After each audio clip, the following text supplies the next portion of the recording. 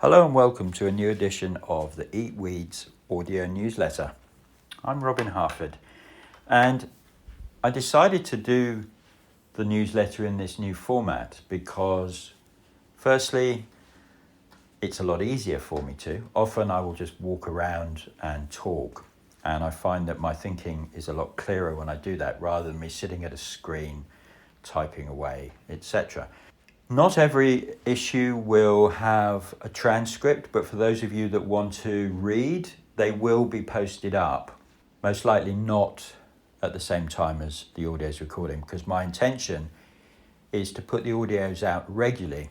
They're going to be very short. They might only be 5 minutes, 10 minutes, but they're going to be prompts for you, because so often I see on the internet that people will look at a picture. So for example, I'll post a photo on Facebook or Instagram, and loads of people engage with it on those platforms, but they don't engage in the real world, as in they don't get off their screens, they don't go outside, and they don't touch the plant.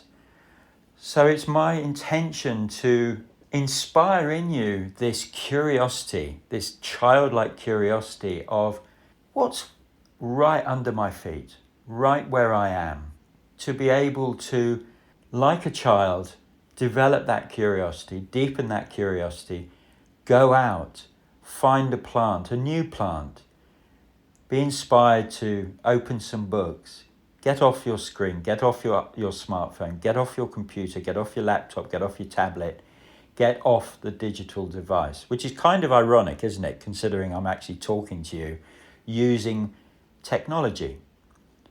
I encourage you to go into your local library, pull out the wildflower books, pull them all out. That's what I did in the early days.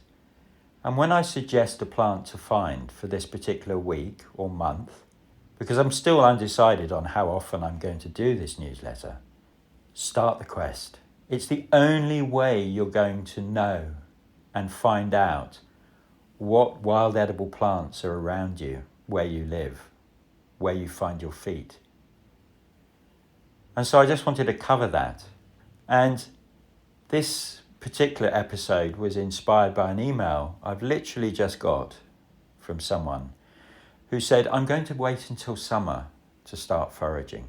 You don't need to wait until summer to start foraging. You can forage pretty much right through the year. There are abundance times and there are lean times, obviously. And right at this point, the beginning of March, the plants are really bouncing. They are coming out. Spring is just over the horizon. We kind of have warm days, then we have really cold days. We have huge storms. We have loads of water from the rain, and I'm looking at the river that my living room looks out of. And it's the highest it's been in years, and it's been that high for weeks.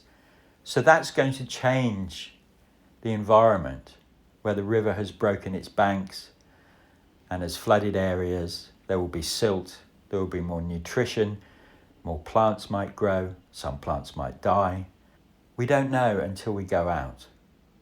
And so this week, see if you can find your nettle, your dandelion.